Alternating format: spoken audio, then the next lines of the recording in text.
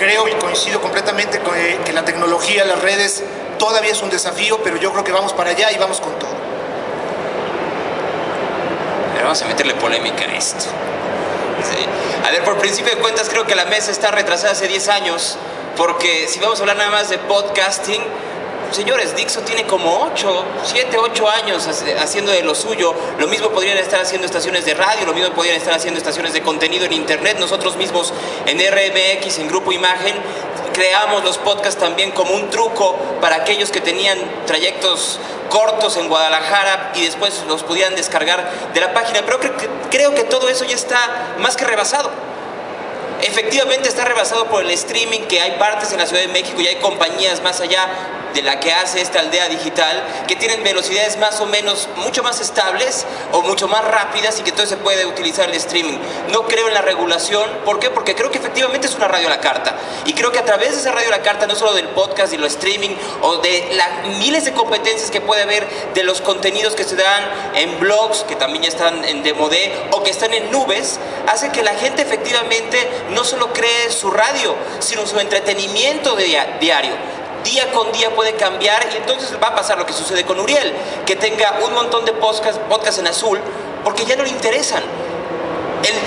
La velocidad de contenidos y la oferta es tan amplia, casi infinita, que entonces lo que tendríamos que estar analizando aquí no es si el podcast es un buen vehículo, sino si efectivamente ya lo rebasó y si este país está preparado para rebasar por la izquierda, diría Felipe Calderón, hacia los contenidos que están viniendo de otro lado. Si las estaciones de radio convencionales, como puede ser Radio Ibero o RMX o cualquiera de Grupo Imagen, o las estaciones de radio por internet, o las estaciones de radio o las estaciones de contenido en internet, como puede ser Dixo, están listos para lo que realmente quiere la audiencia, cualquiera que ésta sea.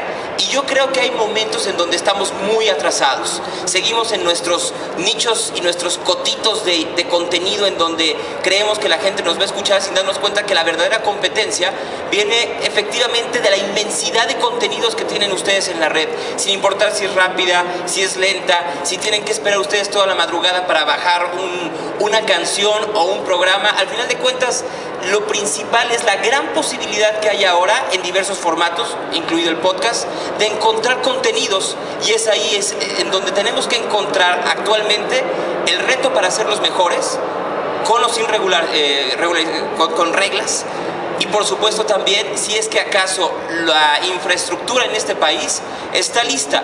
Yo creo que más allá de la infraestructura tenemos que hablar primero de contenidos. Muy bien, Gonzalo. A mí lo que me preocuparía en esta plática no es si el podcast está vigente o no. Me preocupa un concepto un poquito más allá, que es si nosotros estamos pensando en que el streaming es lo que viene y el podcast ya no está padre, entonces me preocuparía muchísimo que la comunicación que requiere la audiencia en México o a nivel mundial, entonces está ávida de ser unidireccional, porque entonces estás buscando algo que satisfaga todas tus necesidades sin que tú puedas realmente llegar a hacerlo. Lo increíble del podcast es que lo puedes hacer. Es como un blog que tú puedes escribirlo en tu casa, un podcast lo puede hacer. Yo creo que esta plática debería de hacerse ahí, no todos estando ahí y platicando con ellos. Ustedes están haciendo realmente un podcast, o sea, se pueden involucrar, porque eso creo que fue lo increíble del podcasting, ¿sabes? O sea, que todo el mundo podíamos hacerlo y todo el mundo podíamos ofrecerle a los amigos y no estábamos buscando un alto rating. O sea, si Uriel hacía un podcast y me decía, oye, escúchalo, yo lo escuchaba y punto. O sea, es una manera de comunicar y es una manera bidireccional de comunicarlo. Y eso es algo increíble, porque entonces la comunicación tal cual existió. No fue nada más unidireccional. Una comunicación unidireccional la tuvimos con Televisa y con TV Azteca y con los medios tradicionales, donde solamente consumíamos lo que alguien mandaba que escucháramos. Y de repente existen estas grandes probabilidades de yo, como cualquier persona, poder hacer un programa como de radio. Si entonces en este momento decimos que el podcast no está vigente, entonces ¿qué? ¿Ya caducó nuestra forma de comunicación? ¿Ya no tenemos como personas nada que decir? Y entonces venga un streaming que nos diga lo que otra persona manda. A mí me preocuparía un poco eso. Y no me refiero a nosotros como empresas. Me referiría a la gente que tiene algo que decir, porque yo creo que la gente tiene algo que decir y que tiene que aprovechar los medios. Si el streaming llega y toma el lugar de esto, entonces va a ser una comunicación más unidireccional, ¿sabes? Y a mí me gustaría que la comunicación se desarrollara, sea omnidireccional, todos contra todos. Y creo que eso es lo que se debe de hacer. Una mayor cantidad, una democratización de opiniones, pero que sí se escuchen. O sea, que la gente tenga blogs, que la gente pueda decir lo que quiere. Me preocupa nada más eso. Y si el medio del podcast está o no vigente, no lo pondré en la mesa tanto como qué es lo que yo tengo que decir. A ver, para entrarle un poco más calientito, aprovechando que ya todos rompieron el hielo luego, ¿qué es lo que hay que romper con respecto al consumidor? ¿Cómo involucrarlo en la creación de estos contenidos? Porque eso es lo que hará que participe de otra manera, como bien dicen. ¿A qué hay que apostarle? ¿Qué es? ¿Romper los formatos? ¿Agregarle algo más? Y ir pensando en que pidan el micrófono quien quiera participar, hagámoslo esto abierto desde ya. Bueno, yo creo que la pregunta viene mucho al caso con lo que comenta Dixo, porque efectivamente yo creo que el podcast es una parte de un todo, pero el streaming yo creo que no hay que verlo simplemente como un medio unilateral que te va a imponer contenidos. Yo más bien creo que es parte también de un sistema, de una plataforma de comunicación, ya no es un medio de comunicación. Yo soy un detractor de que Internet sea un medio de comunicación. Yo creo que es una plataforma de comunicación que integra varios outlets, inbound y outbound. ¿Y a qué me refiero? Tienes redes sociales, tienes chats dentro de las páginas de Internet que están generando el streaming, tienes una bola de vehículos de comunicación entre las personas que están dando el contenido y la audiencia. Y ahí es donde viene justamente este ping-pong tan afortunado de mensajes que trascienden y que empiezan a darle consistencia y contenido al discurso y a la oferta de valor del streaming. ¿Qué es lo que hay que romper? Yo creo que simplemente entender que la sofisticación en el consumo de contenidos por parte de la gente, esa sofisticación merece una sofisticación en la manera en cómo estás entregando tu contenido, y que tu contenido tengas que asumirlo no como una persona que es dueña de la verdad absoluta, como sucede en los medios convencionales muchas veces, no digo que siempre, muchas veces, y es ahí donde yo hablo de la autorregulación. No hablo de una regulación donde la democracia y donde nuestras ideas se vean coartadas, pero no quiero que un medio como Rock 101, en aras de promover una libertad, caiga en un libertinaje, donde la comunicación empiece a mermar por gente que está empezando a meter contenidos que ya llevan ciertos tintes, que llevan ciertos enfoques políticos, etcétera, y que lejos de abonar, más bien tratan de manipular, ¿no? Bueno, a mí apoyo lo que señalaste, Fernando. Creo que pienso que el streaming funciona para empresas, para cosas que desarrollan un montón de contenidos y los quieren distribuir a todo momento y en gran cantidad, en gran diversidad. Y sí, mencionaste algo muy padre del podcast, que es democrático y que es hecho por personas con pocos recursos o medios o conocimiento. Ahí hay algunas vertientes que mencionar. A mí me encanta la diversidad de nichos que hay en los podcasts, sobre todo en los hobbies. Siempre señalo, por ejemplo, la espiritualidad. Hay podcasts la palabra siempre es difícil de mencionar, ¿no? Podcasts de satanismo, de jedis, de wiccas, de coleccionistas, bueno, desde casas de muñeca hasta Lego, hasta muñequitos de Star Wars. Es decir, cada cosa, cada interés humano tiene un reflejo en podcasts, y lo más interesante es que basta, o sea, hay programas que se confunde que estén en la FM, ¿no? Que te llegan y te dicen, yo quiero un programa de perros que esté los sábados en la mañana porque los perros son la neta, y la gente baña a sus perros los sábados en la mañana y todos lo van a oír. Pues yo creo que es un error, ¿no? Y esos programas son ideales para podcast, porque quien googlee perros, bañar y te gusta el radio, y bien advertised, bien impulsado, la gente que tenga ese interés de jedis, Lego, satanismo, va a encontrarse eventualmente con el podcast, se va a suscribir y va a ser parte de esa comunidad. Entonces me encanta esa idea del nicho, y que gracias a buscadores y a Google esté como más cerca esa comunidad, esté donde esté. Ahora, ustedes dos, Gonzalo y Fernando, hicieron énfasis en los contenidos. Creo que sí, ante todo hay que como que sí puede ser muy democrático, como los video podcasts o los videograbaciones en YouTube. Cualquiera puede grabar y lanzarlo, pero si cosas como el de Olayo Rubio, el podcast, que es de los podcasts mexicanos que más han funcionado, han sido de gran rating, es porque hay una persona que sabe hacer radio y porque sabe hacer efectos y postproducción. Entonces también creo que no se vale como pensar que cualquier amateur puede hacer podcast o no le va a ir muy bien. Hay que saber trabajar los contenidos y dirigirlos hacia una audiencia y una necesidad. O sea, Marta de Baile sale en la FM y va dirigida a todas las soccer moms y mujeres que se echan el cafecito a las 11 de la mañana y le va muy bien porque está focalizada.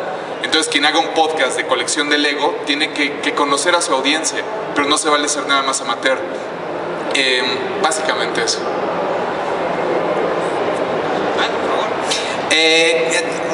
Esta intervención es rápida. ¿Qué es lo que hay que romper? En efecto, lo que dice Uriel. Saber que hacer un podcast no necesariamente va a tener miles de descargas. Si las tiene, qué bueno. O sea, está increíble. Tampoco está limitado, lo que sea. Depende mucho de la persona y del contenido. Pero la verdad, un podcast a lo mejor lo descargan 10 personas y es exitoso, ¿saben? O sea, es una máquina de comunicación nada más. ¿Y qué es lo que hay que romper? Yo creo, la verdad, con el respeto de todos, la eterna hueva que tenemos de hacer otros contenidos o contenidos y publicarlos, ¿no? O sea, más que platicar. Entonces, yo cerraría nada más mi pequeña intervención esto con ese refrán tan lindo que dice: salte hueva de este cuerpo chambeador. Y que todos nos pongamos a hacer un podcast si es que queremos probar cuáles son las mieles de ¿no? O sea, no creo que haya mucho que romper, hay que hacerlo y experimentar. Probablemente sean el siguiente lo que sea, ¿no? O sea, no Olayo, el siguiente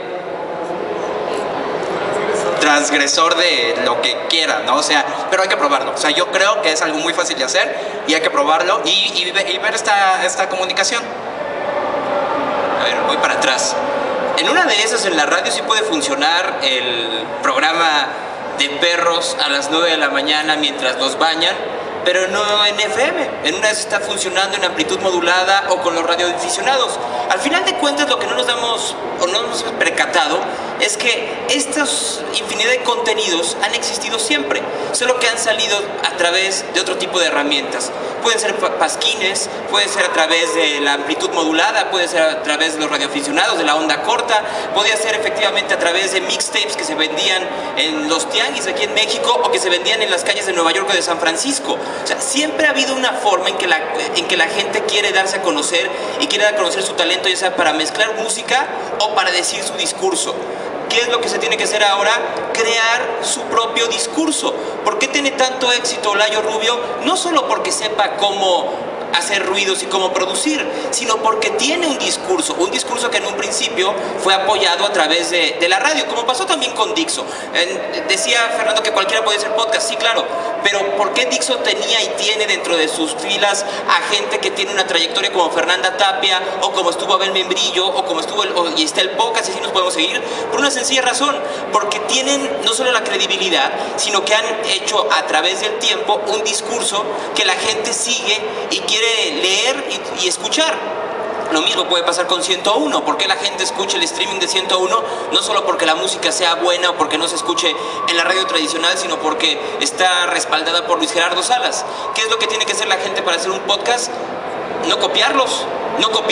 O sea, si lo que van a terminar haciendo es un Radio Ibero en chiquito, si van a hacer un 101 versión región 4, o si van a hacer un Dixo pero sin Fernanda Tapia, y lo que van a hacer es una Fernanda Tapia chafona, pues entonces nadie los va a escuchar. Efectivamente, si lo que quiero es nada más que vean cómo los imito mis 10 amigos, puede ser que esté yo en lo correcto.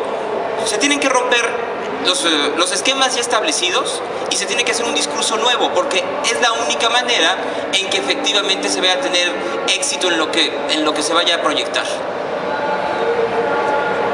Ahora sí, aprovechando la mucha experiencia que hay acá, ¿cuáles serían sus recomendaciones? O más que recomendaciones, ¿cuál es su observación de cómo focalizar ese producto para saber qué es lo que estás queriendo decir? ¿Cómo construir, como dice Fernando, cómo construir un discurso que tenga algo que decir, que pueda encontrar eco del otro lado? No pensar en las descargas y demás.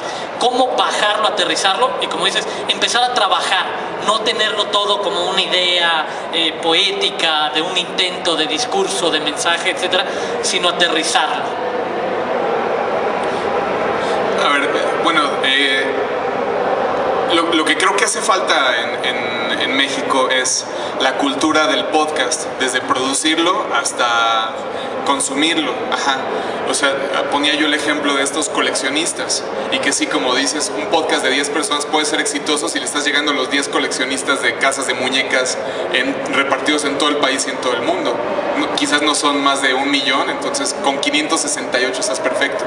Pero veo que cuando googleas, cuando buscas en la tienda de iTunes cuál es la diversidad de podcasts, de veras me cuesta trabajo encontrar cosas hechas localmente. Entonces habría que impulsar a estas comunidades en todo el espectro de la vivencia humana. Mi papá es parte de un club de gente que vuela avioncitos de control remoto. Habría que hablar con esas personas y ver cuál de esas personas dentro del club es propenso a hacer radio e impulsarlo a que se meta a un proyecto y le va a ir bien y lo va a publicitar, porque las tiendas que venden aviones o los importadores falluqueros que venden las piececitas se van a poder anunciar dentro del podcast y va a ser sustentable la producción. Y generará un círculo virtuoso dentro de esa comunidad. Quizás no se pueda como salir a un balcón y decirle a todo México: México, dejen de escuchar FM y AM y radio por internet en streaming y consuman podcast. Pero creo que cada comunidad tendría como que haber despertares, como una célula de esa comunidad tendría que despertar y decir: voy a poner las pilas y voy a hacer un producto de mediano alcance o de bajo alcance, pero de gran impacto en mi comunidad. Y venga, el medio de comunicación es radio o televisión o lo que sea, pero ahí voy a edificar un negocio. Perdón, pero es que ya estamos muy atrasados. O sea, ahorita que dices lo de falta la cultura del podcast, es que en una de esas ya lo rebasamos. O sea, ya en una de esas ya este país ya no tendría que estar pensando en eso. Es como hay empresas de comunicación que siguen pensando cómo debe de ser su aplicación del iPad. No, pues no, ya eso lo hubieran pensado antes de abril cuando se iba a sacar, o en julio cuando salió en México. Pero si lo estás pensando en diciembre, el mercado ya te comió. Creo que es exactamente lo mismo. O sea, estamos muy atrasados sin ver que la tecnología viene tremenda hacia otro tipo de formatos y otro tipo de ofertas que van a hacer que la gente vea hacia ello. Entonces, si falta la cultura del podcast en México, pues les tengo noticias. En una de esas va a dejarse pasar como la cultura de leer un libro. Ese es el gran problema, que estamos hablando de algo, no es que esté fuera de moda, sino que simple y sencillamente se está volviendo obsoleto, aunque Fernando diga lo contrario. Tendríamos que estar pensando ya en cuál es el nuevo formato para esos contenidos de los cuales estábamos hablando hace un momento. Yo francamente creo que no está rebasado el formato. Yo creo que es un formato que llegó para quedarse, para instalarse y ser un formato para consumirse por quien lo necesite, cuando lo necesite, para consumir el contenido que necesite, para satisfacer la necesidad de una comunidad. Yo lo que creo que se necesita para que México empiece a despertar y se suba a este rally, que no, insisto, no está rebasado. Se están creando nuevas plataformas de comunicación, se están creando nuevos formatos, pero que no sustituyen necesariamente al podcast. Lo que yo creo que se necesita para ser un comunicador exitoso online y exitoso bajo las premisas que ustedes están manejando, de que no necesariamente seas masivo, que te estén descargando 10 millones de personas diario, debe de ser el saber que somos como personas, entidades que siempre tienen algo que decir, que tenemos manías, que tenemos locuras, que tenemos aficiones y muchas cosas que compartir con otro. Punto número 1. Punto número 2, tener un concepto claro de cómo vamos a llevar ese discurso al otro. Y una vez que tengamos definido cómo va a ser ese concepto, ser fiel a ellos y no caer en la tentación de adoptar las personalidades y las fórmulas que a otros les han dado resultados, porque si no vamos a hacer una especie de remedio deslavado de una o de varias otras personas. Sintetizando el asunto, creo yo que el concepto debe de ser la premisa, el ADN del mensaje que ustedes quieran comunicar. El medio ahí está. Ahí concuerdo, sí, presidente. Concuerdo que en efecto el contenido es el rey, o sea, eso es lo que tenemos que hacer. Y lo que decías de qué es lo que se necesita, yo la verdad, sinceramente solamente diría sinceridad, ¿no? O sea, ¿qué es lo que eres y lo que tienes que decir? Hace poquito, o siempre he escuchado que las letras están en decadencia, ¿sabes? O sea, como es lo que menciona Gonzalo del libro, la cultura del libro, ¿no? Y de repente, pues está la feria del libro que no la veo tan decadente, ¿no? O sea, y de repente veo libros que sí son un super madrazo. Entonces, yo no creería que el podcast también está en desuso. Coincido completamente en que va a ser para los que lo quieran usar. El radio no salió porque llegó la tele, ni la tele va a terminar porque llegó internet. Esa es la realidad y son medios que llegan y se establecen. Van a ir para la gente que los quiera consumir y punto. Y para ser exitoso, y venía con esto de las letras, es que se escucha siempre así, es que las letras van en decadencia. Pues yo la verdad he leído últimamente muchos blogs de personas que escriben increíble y no tienen esta sed de gente que los necesita leer. Simplemente escriben y lo ponen y están ahí. Yo no creo que haya una carencia de contenidos, creo que ahí están. Creo que lo único que hay que hacer es hacerlos y exponerlos. Y llegará la gente que tiene que llegar, no más de eso. Quiero complementar algo, que es, hay que tener oficio para comunicar verbalmente. O sea, lo mismo que subir un video en YouTube. Pueden haber ejemplos como los virales de dos chavitos en Filipinas que se graban haciendo lip sync y son exitosos por lo graciosos y lo espontáneos y los suertudos. Puede haber amateurs como los que hicieron el video de Quiero ir al antro y son exitosos, pero creo que las cosas funcionan cuando tienen un formato profesional, cuando hay gente trabajando en la iluminación, en la edición, en la actuación, en la musicalización. Y en el caso del audio, creo que sí hay que entrar en el podcast, que sí es democrático. Bueno, podcast o sea, haciendo una intersección entre lo que ustedes dos dijeron.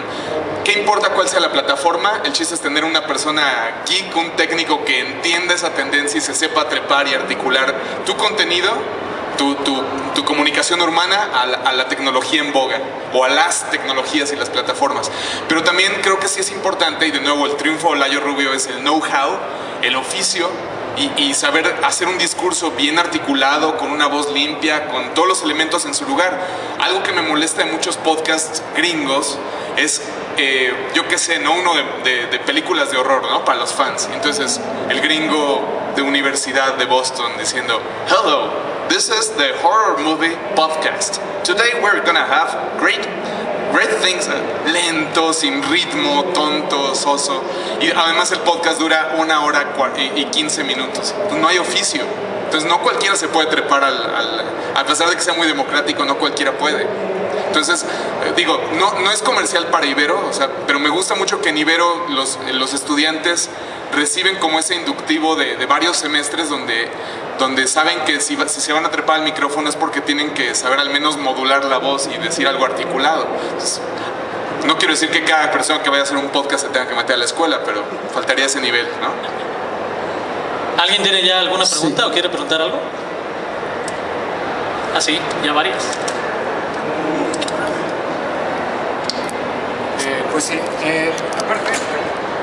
aparte de pregunta, también comentario.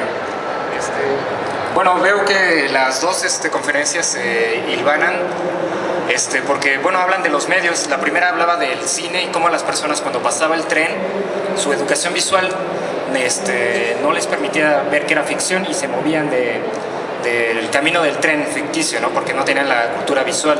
En el otro era los chavos que han tenido, bueno, ahí dicen suerte, haciendo sus propios materiales y tienen tantas visitas en sus Facebooks o seguidores como Peña Nieto, un medio masivo, ¿no?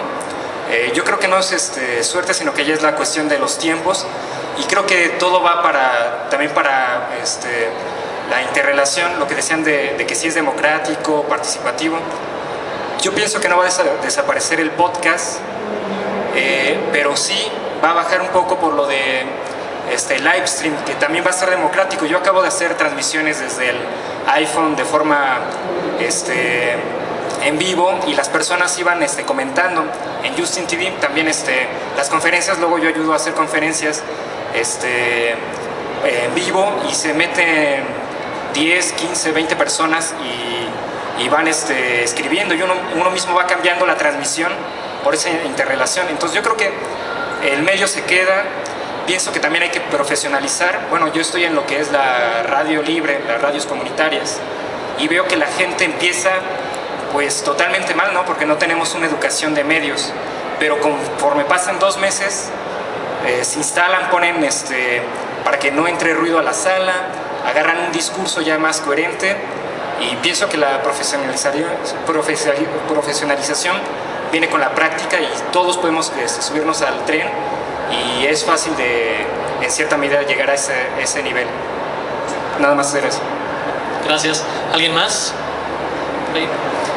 Bueno, lo que se animan, yo sí quería preguntarles, porque detrás de cada uno de estos podcasts o formatos, como le llamemos, hay en estos casos una marca que está sabiendo aprovechar ahorita el contexto del social media. ¿Qué tan importante es para quienes se suban en el tren saber utilizar estos brazos extras que tienes de presencia? Porque por lo que comentan todos, el punto focal sería encontrar tu nicho, encontrar a quién le quieres hablar y tratar de ser específico al respecto. ¿Qué tan importante y cómo en su experiencia hay que jugar con esta presencia en las redes sociales? ¿Quién se anima? Si quieres te voy a platicar un poco la experiencia de RMX y cómo efectivamente a través de las mismas transformación de las redes sociales tenemos que transformar la comunicación que tenemos con el público. Nosotros comenzamos siendo una estación de radio que transmite la Ciudad de México para Guadalajara hace 5 años. Y el truco, en un principio era un truco porque nos había dicho una parte de los directivos de Grupo Imagen, era que los tapatíos no querían a los chilangos. No, pinches chilangos van a llegar y nos van a quitar todo. Entonces nunca digamos que estamos en la Ciudad de México, siempre vamos a estar en Guadalajara. Pero para lograr eso necesitábamos también hacer otro tipo de comunicación que no fuera telefónica, porque si hablaban en la estación de radio a preguntar por alguno de nosotros, se descubría el truco. Y primero lo utilizamos a través de mensajes vía celular, que fueron en su momento muy exitosos para la estación, y también las redes sociales. Estamos hablando que hace 5 años Hi-Fi ya iba de salida, estaba en boga MySpace, y más o menos comenzaba Facebook a tener cierto impacto, pero no al nivel de MySpace, sobre todo para la parte musical. En estos 5 años la revolución ha sido brutal, tan es así que ahora el manda más no solo es Facebook, sino que es Twitter. Y Twitter, por ejemplo, ha desplazado totalmente a los mensajes vía celular, por lo cual seguramente a los directivos de Grupo Imagen no les cae muy bien, porque entra menos dinero por los mensajes que mandan los radioescuchas. Sin embargo, las redes sociales se han convertido en la principal y más rápida plataforma para saber si las decisiones que estás tomando en programación, en locución, en producción, son las acertadas. Por darte un ejemplo, mientras estamos platicando, acabo en RMX de cancelar un programa. Lo cancelé hace 25 minutos. Entonces hay que ver qué es lo que dice la audiencia, ¿no? Y lo que dice la audiencia es: adiós, gracias, que ya quitaste ese programa. Y lo sabes de manera inmediata, no te tienes que esperar como tenías que hacerlo anteriormente 3 veces a ver cómo estaban los ratings, a ver si efectivamente la edición había sido adecuada, tener que hacer estudios de mercado. Las redes sociales, aunque sigue siendo un microcosmos, que quede muy claro, porque no toda la gente que escucha radio o que visita páginas de internet se interesa en las mismas redes sociales o tiene las capacidades, sí es un buen parámetro. Y a partir de ese parámetro puedes no solo tomar decisiones, sino comenzar a ver cuál es el camino para adelante. En la experiencia de Rock 101 yo podría definir, si me permiten, el paralelismo a las redes sociales como el ecualizador de la estación.